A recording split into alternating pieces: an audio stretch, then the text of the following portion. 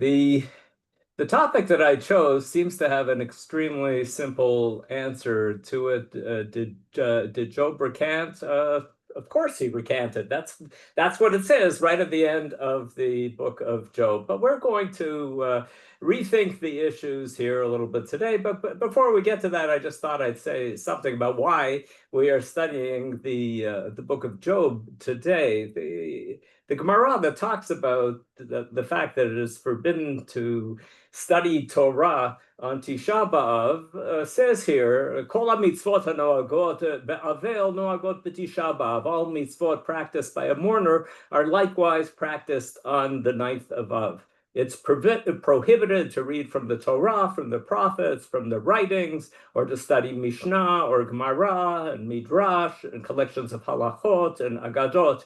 However, they may read from a text that they are unaccustomed to reading. This is such a fascinating idea that if you study something that you've never studied before, it's gonna give you agmas nefesh. It's gonna trouble you. You're gonna find it very difficult to study something for the first time. So that's allowed on Tisha B'Av. And they may also read from the book of Lamentations, from Eicha. Well, that makes sense. And from the book of Job, and from the prophecies of doom in Yirmiyahu. So the Gemara does not explain why the book of Eov is considered legitimate material to study on Tisha B'Av, but it is a sad book. It is a book of people striving, particularly Eov, striving to make sense of the way in which this world functions and the way in which people get punished or rewarded in this world. Since I looked through who's registered here and who's listening to this shiur, and I saw that there are a few people from Toronto, so I thought I would just tell a little story from Toronto, because some of you will know the people involved in the story. 40 years ago, next week it's going to be my father's 40th yortzeit. And 40 years ago, when I was sitting Shiva for my father, on the first day of the Shiva, we davened Mincha. And then I told somebody, please make an announcement that we'll daven Mariv in 15 minutes or 20 minutes. And Rabbi Chaim Saknowitz came up to me and he said to me, and incidentally, for those of you who know Rabbi Saknowitz, I saw him in shul on Friday night. He's looking well. It's wonderful to be here in Jerusalem together with him. Rabbi Saknowitz came up to me and said, Marty, you're not going to have somebody teach some Torah between Mincha and Mariv here? And I said, I've never understood that custom, because the Avail is not allowed to study Torah. And so why would you actually have a session of Torah when people are gathering there for the Avelim? And Rabbi Sachenowitz said to me, Marty, look around this room. My father was a leader of the Jewish community, said to me, Marty, look around this room. There are 50 or 60 people here, and some of them never studied Torah anywhere. And there's an opportunity here, if you actually have somebody teach some Torah between Mincha and Mariv, are you going to throw away that opportunity? Well, I think that various people, like Rabbi Kelman, have figured out that Tisha B'Av is a wonderful opportunity for teaching Torah. A number of people have said to me that the time when they do the most study of Torah now is actually on Tisha B'Av. And because what are you going to do when you're fasting? It certainly makes sense to study Torah, but if anybody has any concern about my session, it's going to be about the book of Eov, which the Gemara says specifically is allowed. Although I'll tell you ahead of time, it's possible that when the Gemara said that you could study Eov, they didn't mean the theory about Eov that I'm going to be sharing with you today. So without any further ado, just everybody knows that Eov is an extremely difficult book. Its difficulty is on two different levels. It's inscrutable language, and it's very challenging theology. There's even a theory. One scholar came up with a theory that argued that with the difficulty of the Hebrew in Eov, maybe the book wasn't actually first written in Hebrew and was translated into Hebrew. There's a reference in the Gemara at one point to an Aramaic version of the book of Eov, which Chazal, the rabbis, were not pleased about this Aramaic version of Eov, and the scholar came up with a theory that the book was originally written in Aramaic, and it has the difficulties of being a translated work. I'm in no way convinced that that is correct, but it's a sign of people struggling with the difficulty of this text. Well, when we take a look at the end of the book, I'll go back to the beginning of the book in a second, but at the end of the book, it seems clear that Job does recant, which is the question that I posed here. Does Job recant at the end of the book of Eov? To read the Hebrew here, Vayan Eov et Hashem Vayomar, and we'll read the rest of his speech a little later in this shiur. But in the meantime, L'shema ozen shematicha v'ata eini ra'atecha al kain emas v'nichamti al afar va'efer. And I give you three translations here. All of them say more or less the same as each other. Job said in reply to the Lord, I had heard you with my ears, but now I see you with my eyes. Therefore, I recant and relent, being but dust and ashes. That's the New Jewish Publication Society translation. The Old King James translation of the last verse is,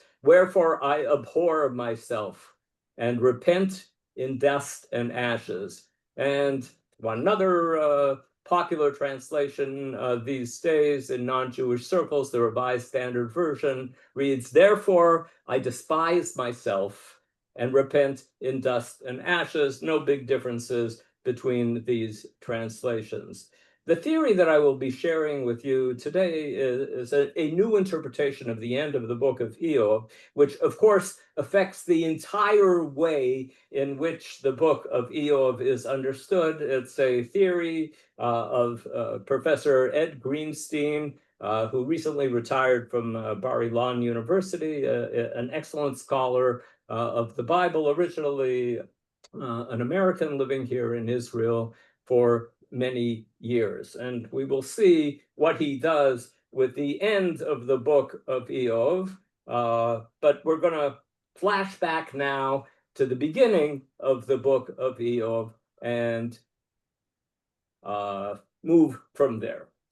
I'm sure that everybody here knows generally what happens in the book of Eov, and some of you may know very well what happens in the book of Eov, but it doesn't hurt to review the materials.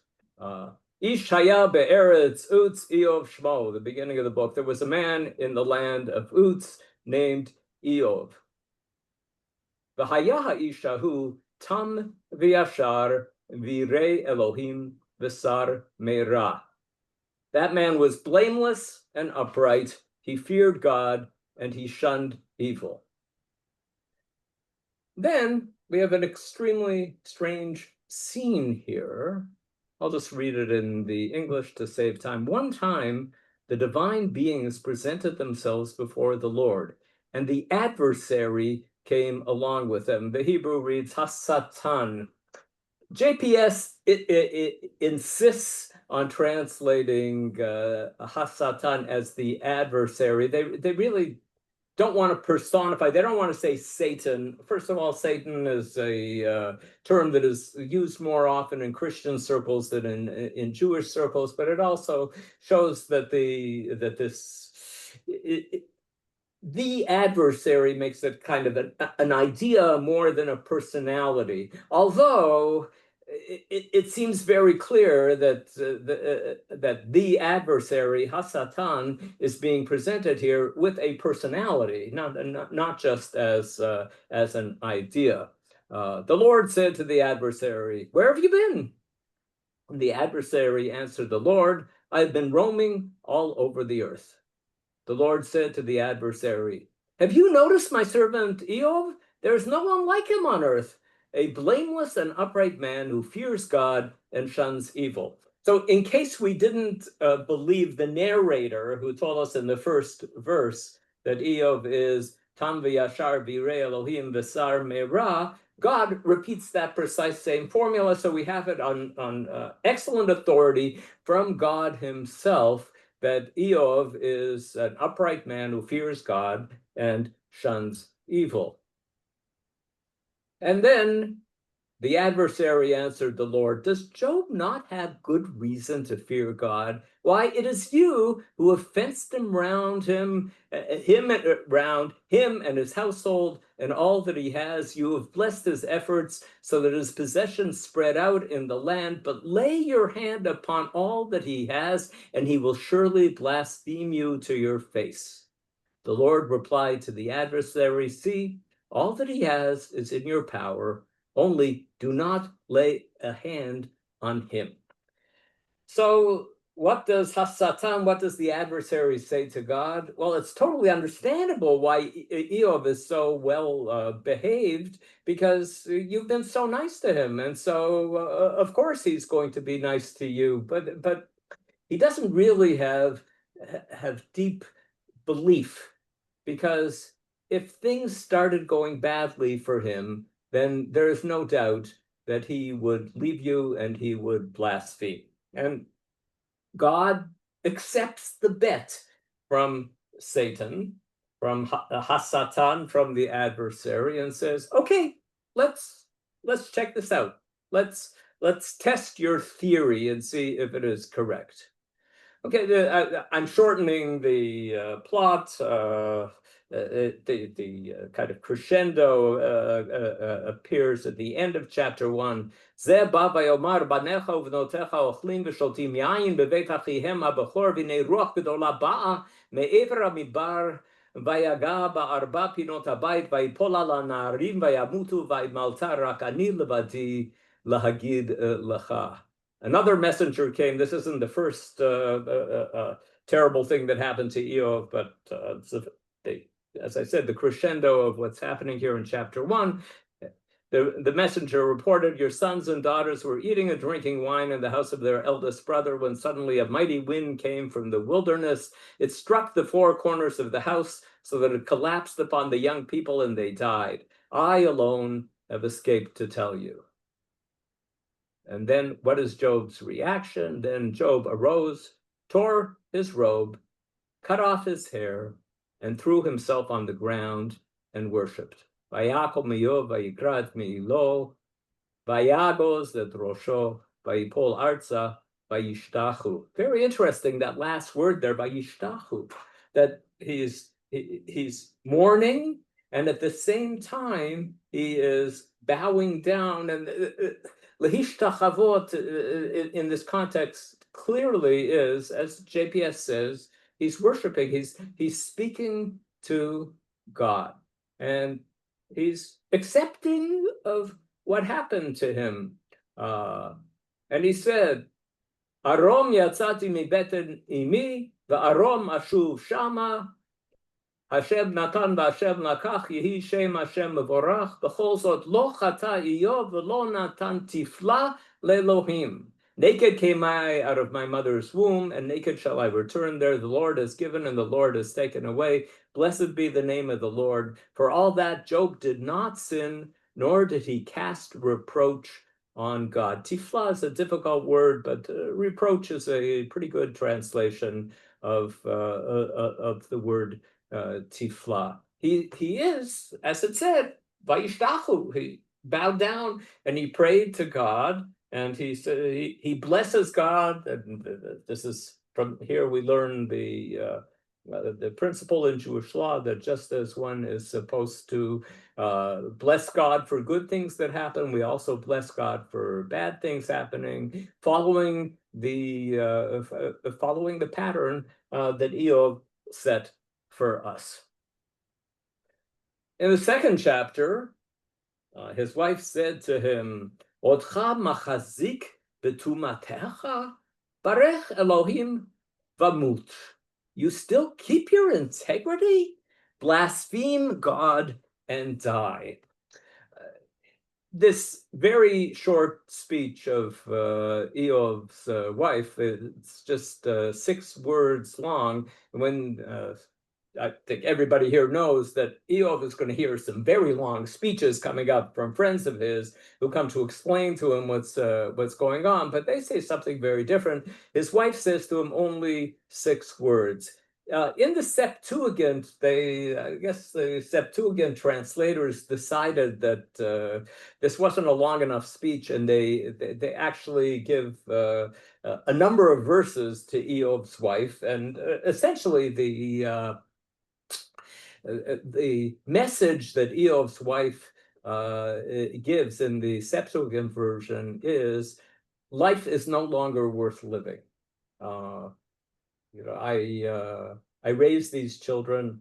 I carried these children in pregnancy. I gave birth to these children. I raised these children. They grew up to be adults, and now they've all died. Our life is not worth living. But notice, this does not cause her to say there is no God. There's an assumption that there is a God, but I just don't want to continue living here in the world, is what Eov's wife is saying. And so why don't we take what she thinks is the easy way out, that curse God and God will kill you, and then all of our suffering will end. Vayomer eleha kedaber achat hanevalot tedaberi gam et hatov nekabel me'et Elohim ve'et hara lo nekabel. You talk as a shameless woman might talk. Should we accept only good from God and not accept evil? Which is, precisely the point that the adversary was making, that Eov is being good and following God just because things are good for him. And then Eov says, although he's not privy to that conversation that took place there between God and the adversary, he says, of course, we have to accept everything that comes from God. And for all that, too, Job said nothing sinful. That despite the encouragement of his wife, Eov continued to be righteous and refused to say anything negative about God. The majority of the book of Eov are conversations that Eov has with friends who come to comfort him and to attempt to educate him, which we'll see some short samples of that. But here's the arrival of his friends. When Job's 3 friends heard about all these calamities that had befallen him, each came from his home. Eliphaz the Temanite, Bildad the Shuhite, and Zophar the Naamatite. They sat down with him on the ground 7 days and 7 nights. None spoke a word to him, for they saw how very great was his suffering. So they came to comfort him, and I'm sure that many of you know that this actually became a halacha in the rules of mourning, that when you come to a shiva house and you sit down beside the mourner, you don't say anything until the mourner speaks. That it's the mourner who decides whether he or she wishes for a conversation to be taking place. I one time paid a shiva call on a Rosh Yeshiva of mine, and there were about 50 of us sitting in the room, and the Rosh Yeshiva just didn't want to talk. And he just wanted silence, and it was really an eerie feeling of about 50 people sitting around a Rosh Yeshiva who had just had a loss in his family, following the pattern set here by Job's friends and legislated in the halachic literature. So they kept quiet for 7 days and 7 nights, but as all of us who have read the book of Eov know, they did not stay quiet forever. So we'll see a little bit about the conversations that Eov had with his friends, but before that, maybe we'll just review what Rambam had to say about the book of Eov. So here's Rambam. The story of Eov, which is extraordinary and marvelous, is a parable intended to set forth the opinions of people on divine providence. In other words, this is not a book of history. This is not a reporting of an event that happened to a person named Eov and conversations that that person named Eov had. It's a parable. It is written to teach a lesson. You know that some of our sages clearly stated this in Baba Batra. They wrote, Eov lo haya v'lo nivra, ela mashal haya. He never existed. He was never created. But the book is a parable. That's only one of many opinions there on that page in Baba Batra. But Rambam will now mention those other opinions on the page in Baba Batra. Those, on the other hand, who assume that he existed and that the book is historical, are unable to determine when and where Job lived. Some of our sages say that he lived in the days of the patriarchs. Others hold that he was contemporary of Moshe. Others place him in the days of David. And again, others believe that he was one of those who returned from the Babylonian exile. So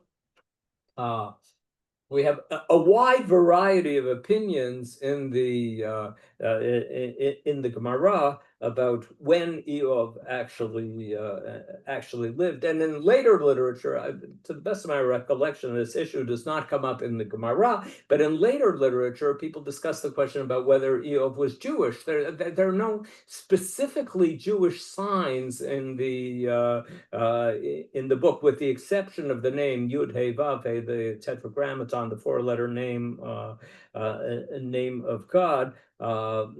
But it could be if the book is a parable, as Rambam wishes to argue, and it is a story about somebody who deserves good and does not get good, well, obviously things like that happen to Jews and happen also to non-Jews.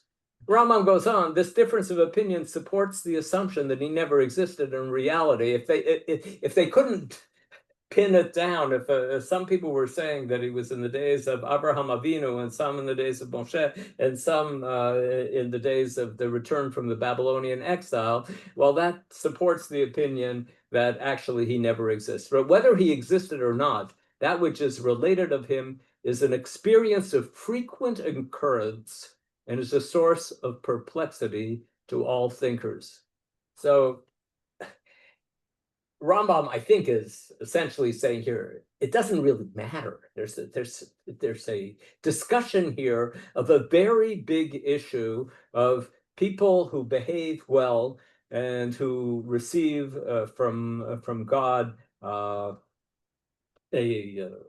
bad lot in life, and people, thinkers, both Jewish and non-Jewish thinkers, struggle with this issue. Now, according to both opinions, that Job existed or that he never existed, the prologue, I mean the discourse of Satan, that of God addressed to Satan, and the giving over of Job to Satan's hands, is indubitably, in the view of everyone endowed with intellect, a parable. That could not have happened. Rambam said, if you've got intelligence, you know that could not actually have happened, and it's part of the setting up of a parable. It's to get us to think about the issue that what causes people to behave well? Do they behave well because things go well for them? If things start to not go so well for them, do they stop behaving well? As the adversary says in this text, but is this just a voice that we are supposed to be thinking about and that we are supposed to be struggling with? Okay, so before we get to the end of the book, which is where we are trying to get as quickly as we can, we have to say a little bit of what happens in the middle of the book. First of all, just we saw the line that that said that Job's friends did not speak to him for 7 days and 7 nights, and then Eov in chapter 3 is the first one to speak, and only after he speaks do his friends also speak. And here's an example of what Job's friends say to him in chapter 8. Will God pervert the right? Ha'el ya'avet mishpat ve'im Shaddai ya'avet tzedek. Will the Almighty pervert justice? It's impossible, is what Job's friends say to him. God is the center of right and of justice in the world, and so if something is done by God, then obviously it's right and obviously it's just. And then they say to him, if your son sinned against him, he dispatched them for their transgression. Obviously, if your sons died, it is a sign that they were sinners. But if you seek God and supplicate the Almighty, if you are blameless and upright, he will protect you and grant well-being to your righteous home. Though your beginning be small, in the end, you will grow very great. So this is a standard kind of approach. You might say that there are, that if Job's friends wanted to cite biblical texts in order to prove this idea, it would not have been impossible for them to find texts that would actually make this precise point, that if you behave properly, if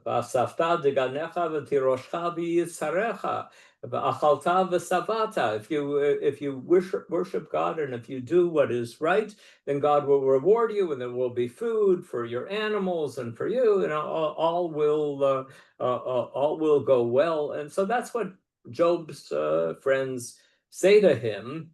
There is, of course, a certain element here of dramatic irony, because we know that this isn't true. We're reading this, but because we read chapter 1 and chapter 2, and because we read what it said there about why Job was suffering, we know already that this isn't true. And here's an example of an answer by Job. He says, Vayan Eov vayomar, Omnam yadati ki chen, uma yitzdak enosh imel im yachpotz lariv imo lo ya'anenu achat mini elef. Indeed, I know that it is so. Man cannot win a suit against God. If he insisted on a trial with him, he would not answer one charge in 1,000. You know, I have complaints against God, but it's not possible to bring God to court. It doesn't work that way. I can't bring him to ask him, you know, what is happening here? Why are these things happening to me? And who is this God? He is the one who commands the sun not to shine, who seals up the stars, who by himself spread out the heavens and trod on the back of the sea, who made the Bear and Orion and Pleiades and the chambers of the south wind, who performs great deeds which cannot be fathomed and wondrous things without number. You see in the Hebrew, that's a line that became part of our liturgy, Oseh Gedolot ad ein cheker, v'niflaot ad ein mispar. In the liturgy, the next line that we say is Hasam nafshenu b'chayim, but that's not what Eov says. That's not the next thing that he says.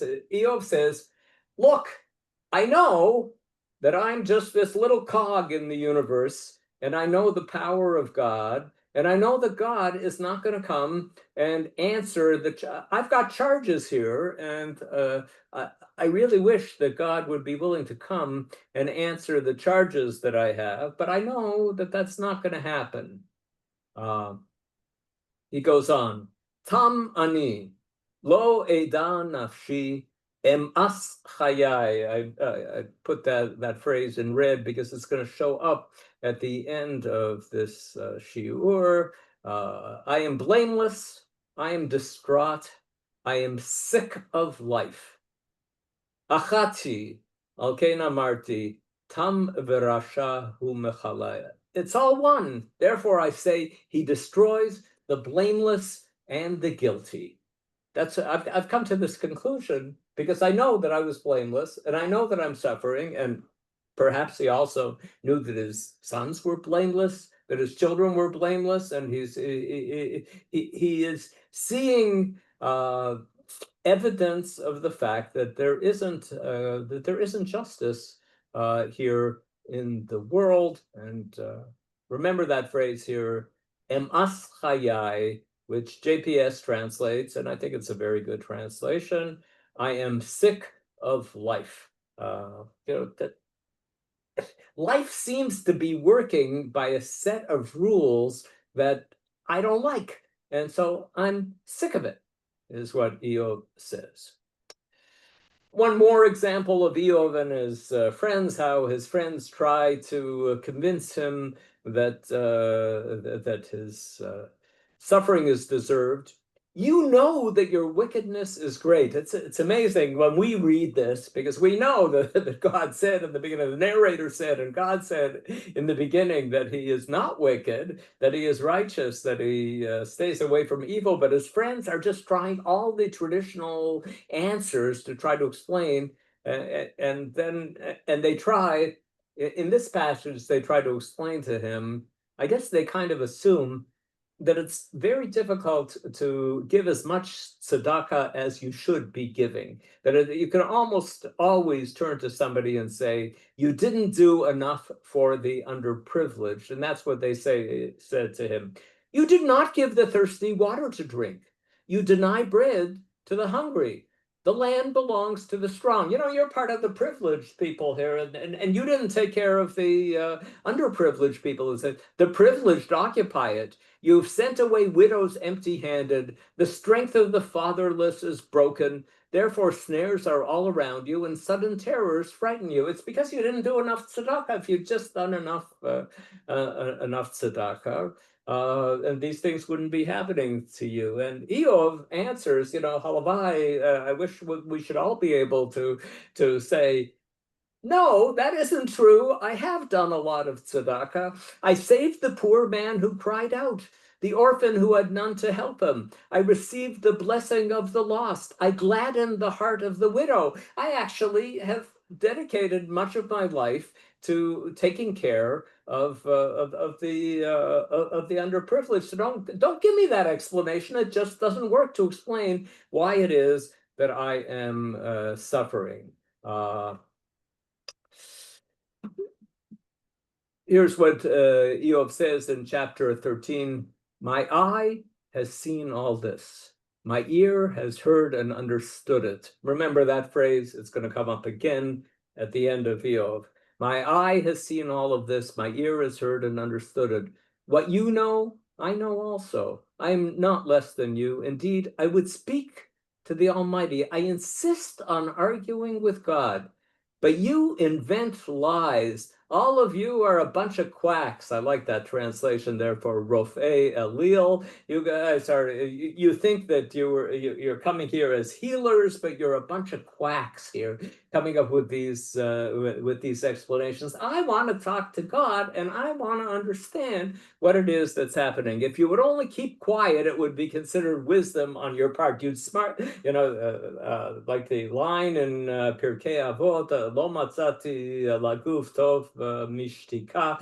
The person who grows up among the wise learns that it is often a way to look wise is to keep your mouth shut. You guys would look a lot smarter if you just kept your mouth shut, Eob says to his friends.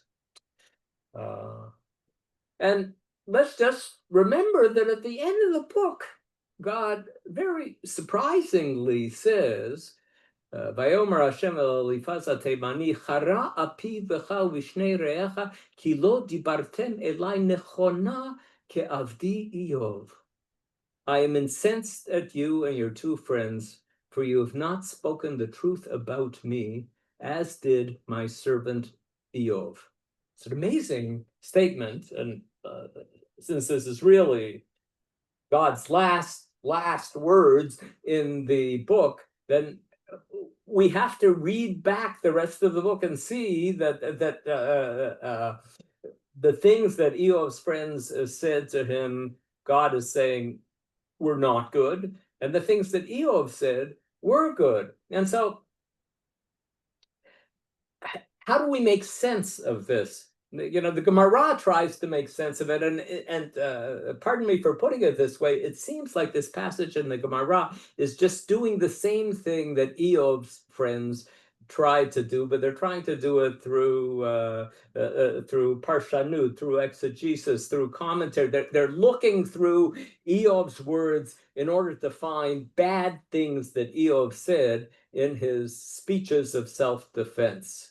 Amar Rav, Afra lefume de Eov. Dust should be put in the mouth of Eov. We would say in modern English, we should wash out his mouth with soap for the things that he said. Chavruta klape shmaya? He's acting as if, you know, God is his buddy, as his friend. He says, Lu yesh benenu mochiach yashit yado al shanenu. There is no mediator between us who may lay his hand upon us both. In some of the old English translations, it says for mochiach, it says umpire, that Eov is looking for an umpire. Would there be somebody who would get there between me and God and put out his two arms and say, okay, let's have this discussion about what's going. Somebody to mediate, somebody to help us have this conversation. And so that is seen as being disrespectful. And then Job also said, I have made a covenant with my eyes not to gaze upon a virgin. Rabbah says, dust should be put in the mouth of Eov for saying this. He didn't look at other women, but consider Abraham did not even look at his own wife, based on the Midrash, that when Abraham said, Hinena yadati ki isha yefat mareat, when he said to Sarah, now I know that you are beautiful, it's because this was the first time that he was ever looking at her. He'd never looked at her before. Also, Job further said, as the cloud is consumed and vanishes away, so he who goes down to the grave shall come up no more. Rabbah says, from here it may be inferred that Job denied the resurrection of the dead. And that's actually not a bad conclusion to draw from that line that Eov said, Kala anan vayelach ken yored sheol lo ya'aleh. But the whole idea of trying to find what it is that Eov did wrong is, I think, undermined by the end of the book, where God says that what Eov said was correct and what Eov's friend said was wrong. Okay, now we're coming to the end of the book, and God actually speaks to Eov, and many people interpret that Eov was satisfied even if he didn't get a logical answer from God about how it is that this world functions. He was happy that God spoke to him. And to tell you the truth, for many years when I taught the book of Eov, that's what I taught. That was the only way that I was able to make sense of the book. The Lord replied to Job out of the tempest, some translations out of the whirlwind, became a phrase in English, and he said, who is this who darkens counsel, speaking without knowledge? Who's this guy who's talking, who doesn't know what it is that he's talking about? Gird your loins like a man. This is a funny line, actually, when you think about it, with God turning to Eov and saying, come on, fight like a man. I will ask you and you will inform me. You know, Eov wanted to ask questions of God, and now God is coming and saying, I'm going to ask you a bunch of questions and you will inform me. Where were you when I laid the earth's foundations? Speak if you have understanding. You know, come on, tell me. So essentially, God's argument here is that Eov just doesn't know that much. And what is it that he is doing, complaining about God?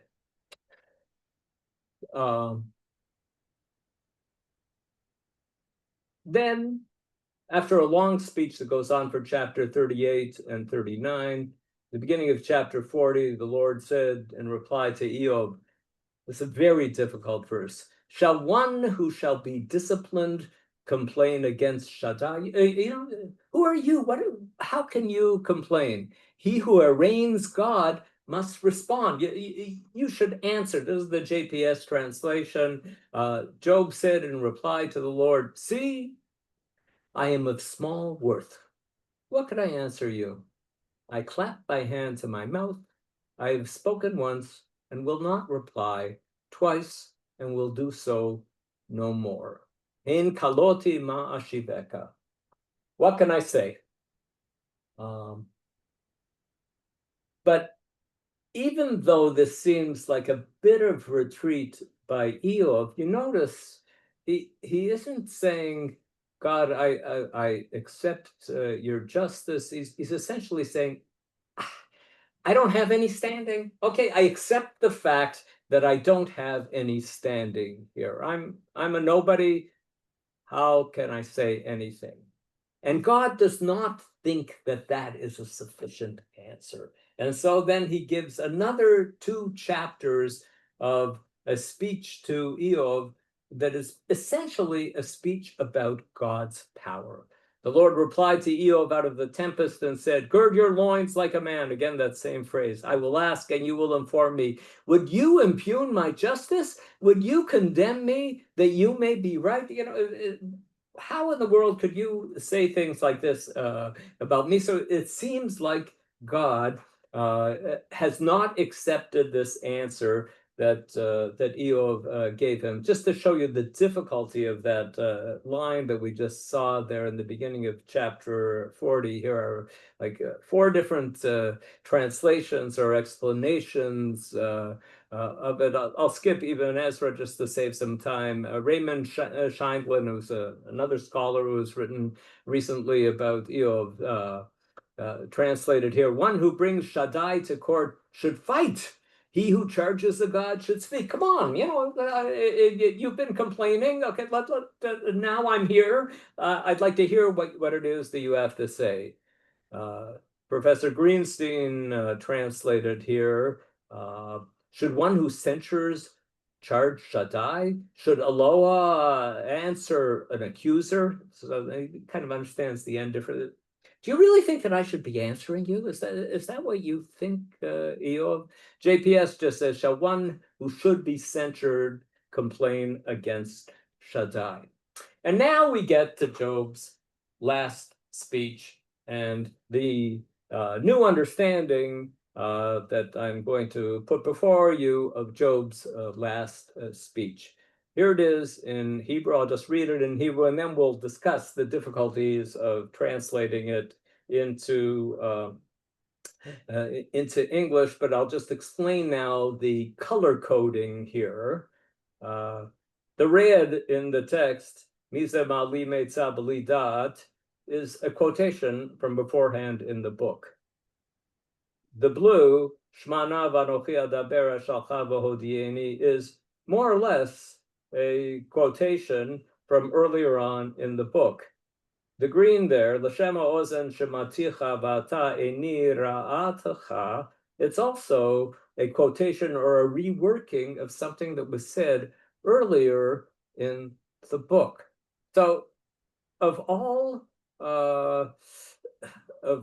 these 5 sentences that Eob said, there are really only 2.5 of them in which he's actually saying something that wasn't said before in the book, either by him or by God. Yadati kol tuchal v'lo yibatzer bimcha mezima. I'm not going to translate that. We'll get to that in a second.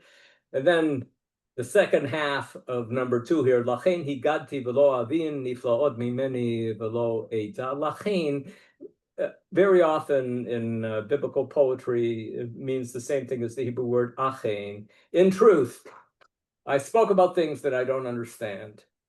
And then the last line, al kein emas v'nichamti al afar ba'efer.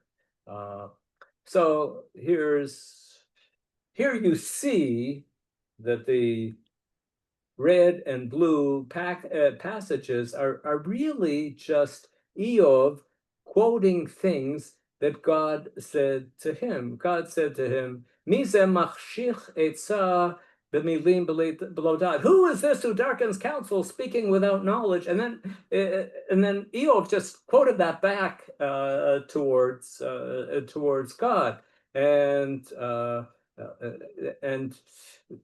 God said to him, gird your loins like a man. I will ask and you will inform me. And that's what Eov said here. He's quoting what God said to him. Here also in chapter 40, God said this to him twice. I'm asking you, and you should answer me. So now we'll just start looking at some of the recent commentaries that have been written on this. Robert Alter, in his wonderful new translation of the Bible, does not have the same theory that Professor Greenstein has, but Professor Alter points out, I think, a very important point. Job begins by a recognition of God's omnipotence. That's the beginning of the speech here. It's clear that that's what Eov is saying here. Yadati ki kol tuchal. I know that you can do anything. And then Professor Alter says, Job begins by recognition of God's omnipotence, though it might be noted they had conceded this attribute all along, raising doubts not about divine power, but about divine justice. You know, for Eov to begin this speech by saying, Yadati ki kol tuchal, I know that you can do anything, that's not a concession of anything, because he'd been saying that throughout the book. I know that God is all powerful. My only question is about God's justice. So Ed Greenstein says here, why is, I'm sorry, let me finish reading what Alter said. Job is directly quoting God. He does this in order to grant the validity of God's challenges to him. Why does Eov quote the words of God back to God in his last speech? It's a way of saying, I accept the validity of your challenge. And Professor Greenstein says the opposite. Parodying the divine discourse through mimicry, Job expresses disdain towards the deity and pity towards humankind, and not acquiescence. That's Greenstein's understanding of what happens in Eov's last speech, is that Eov is mimicking God. And if you've ever considered, let's say, an argument between a husband and a wife, I know that nobody here ever argues with their spouse, but you've seen movies where sometimes spouses argue with each other, and if one spouse says one thing and then the other one repeats the same words, it could be acquiescence. It could be saying, you should have taken out the garbage. Yes, I know, that's right. Or it could be mimicry. You should have taken out the garbage. What happens when you repeat the arguments, the precise words of the person with whom you are arguing? Is that necessarily a sign of acquiescence? And when Job says here, L'shema ozen shematicha v'ata eni ra'atcha. I had heard of you, but now I actually see you. Well, he had said this before. He had said this back in chapter 13. My eye has seen all this. My ear has heard and understood it. He's not saying something new here. He's saying something that he had that he had said before. Okay, so we're down to the few lines here. So we're saying the lines here in Job's last speech where he quotes God, might be acquiescence, or if we accept Greenstein's explanation, they're mimicry. It's not Job saying you were right, God, but he's making fun of God. Well, let's look at the words that are new words here in this speech. Lo yibatzer mimcha mizima. I know that you can do anything. Velo yibatzer mimcha mizima. Well, what does the word mizima mean? I happened on Shabbat. I just picked up a modern Hebrew commentary on Eov, and I looked at what the commentary. It's from the Dot Mikra series, and it has no radical theories in it. And it says on the speech here, well, we all know in modern Hebrew that the word mizima is a negative word. If it's a kind of a nefarious plot is a mizima. And but what about in biblical Hebrew? Well, the Kadari dictionary I quoted at the top here. That's the best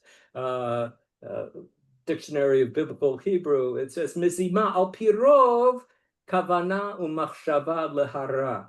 Usually, the word mizima means a plot to do something bad. The Sefer Mishlei Bilvad, it means da'at otzfuna. However, in Mishlei, the word mizima is not negative. In the rest of the Bible, mizima is always negative. And the combination of yibatzer and mizima just sends us back to the Tower of Babel in Genesis 11, when God says about the people who are trying to build the Tower of Babel, Atalo yibatzer mehem kol asher yazmu la'asot. Everett Fox's translation, now there will be no barrier for them in all that they scheme to do. So lo yibatzer mimcha mizima, that if this is a speech of Eov acquiescing and relenting and repenting, those are really strange words to use about God. Lo yibatzer mimcha mizima. Again, I admit that the language in Eov is unusual. And so the fact that maybe he's using these words in a positive manner, even though they resonate to the person who has read the Torah, the words lo yibatzer mimcha mizima, they resonate as a complaint. Greenstein writes here, Job speaks of the deity in the disdainful terms that God had spoken about the builders of the Tower of Babel. And then what about the last line? Al kain em as v'nichamti al afar va'efer. I'll skip the two Hebrew texts here. We're running out of time. The JPS translates, therefore I recant and relent, being but dust and ashes. That's where we began the session here. And Ed Greenstein translates here, that is why I am fed up. I take pity on dust and ashes. The phrase dust and ashes appears in the Torah. Abraham says, look, I am only afar va'efer. I am just dust and ashes. And that's how Greenstein understands this phrase here as being a reference to humanity.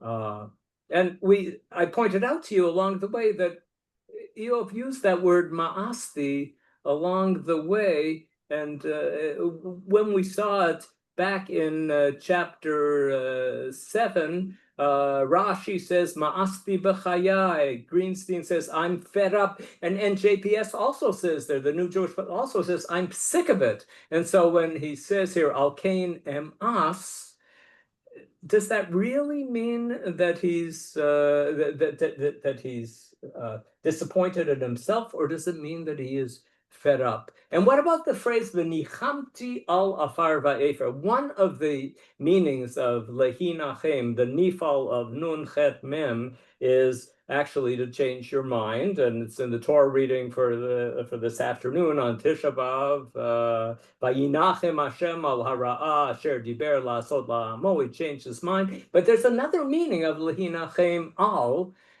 which we say in Psukei Zimra on Shabbat, Vayinachem al avadecha, which obviously means show mercy to your servants. And so when Eov says, Nichamti al afar va'efer, is he saying, I changed my mind? Or is he saying, I have mercy on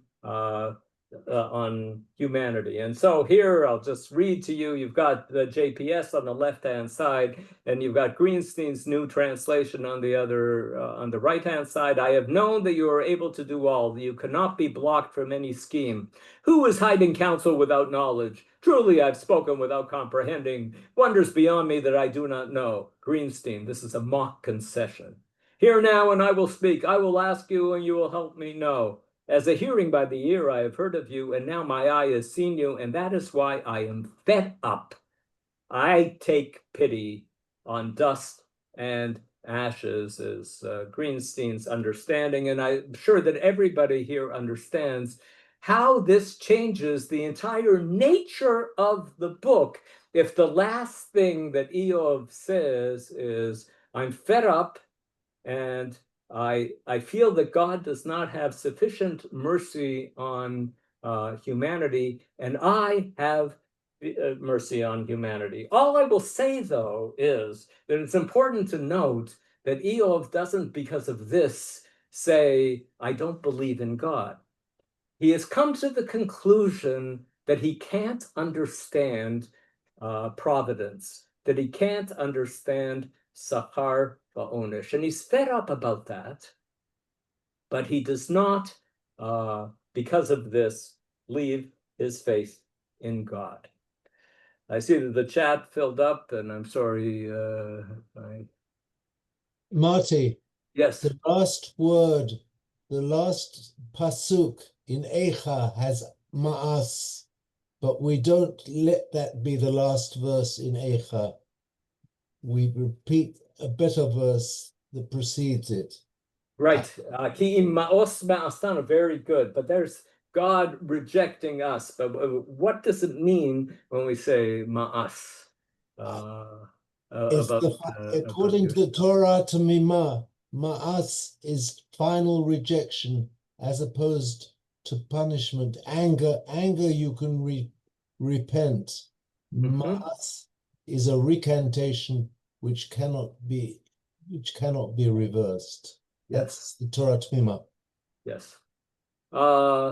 Just Susanna's comment, Nichamti has an ednachta under it. There's a different set of Ta'amei HaMikra that's used for Sifrei Emet, for Eov Mishle and Tehillim.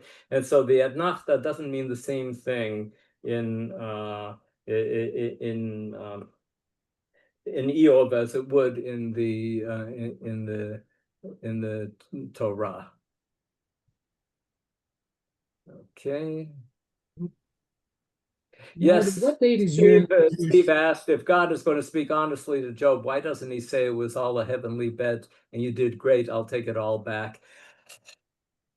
Steve, I've been wondering about that for many years, and that hasn't solved. Reading Greenstein's new theories about the Book of Eov has not solved that question. I can't answer it except just to say, good question, Steve. By the way, what date is your in NJPS? My translation is quite different from yours. Oh. Would you read yours, Steve? Sure. Mine says, I had heard of thee by the hearing of the ear, but now mine eye seeth thee. Wherefore I abhor my words and repent, seeing I am dust and ashes. Right. Okay. I don't think that that's a gigantic difference, but I guess we do have a different edition of. It's called 1955. I don't know. It must be. Oh, 1955. Oh, that's the old JPS. It calls it the new JPS in the book. Okay. but they've been working on it since then and improving it along the way. Okay, thank you, Dr. Lockshin. Just to keep on schedule, thank you, Dr. Lockshin. But by the way, I see at the end somebody's saying you're in memory of your sister, the Lilu Nut with your sister, who of course was my English teacher at grade 12 in Orchaim, as it was, I guess, in Opana here. And of course, Rabbi Saknowitz, who you mentioned in the beginning, taught me Gemara in grade 8 at Associated. And then, of course, we were on the faculty together before he made Aliyah. Was I'm teaching at Chad. He was the head guidance counselor. It really is a small world. It's, I guess, from my perspective, it's always nice when Torontonians come and teach. But Baruch Hashem, we have people from all over the world teaching. And That's right. thank you, Dr. Lockshin. And of course, with that, Rabbi J, Rafael, Rabbi J, one quick Zechariah. There's another Zamanti which is positive. Zechariah chapter 8. Kein Zamanti lativetchem. There's Kasher Zamanti laradechem. Kein Zamanti lativetchem. Just like it was domain to bring down the temple destroyed, I'm plotting now to bring it back. So we have a positive Siman outside of Mishlei, which is right before the 4 fast days becoming holidays. The verb as opposed to the noun, but okay, I'll accept It's perfect for Tisha B'Av. That's all. Yes. Okay. okay. Okay. Thank you, Rachel. Where are you? I think you're here somewhere, and I know. All right, so we'll take a 90-second break. Let people have a stretch. Baruch Hashem, you've eaten, but I think most of the people on have not. So we'll take a really a minute and a half, and then we'll get started. But thank you.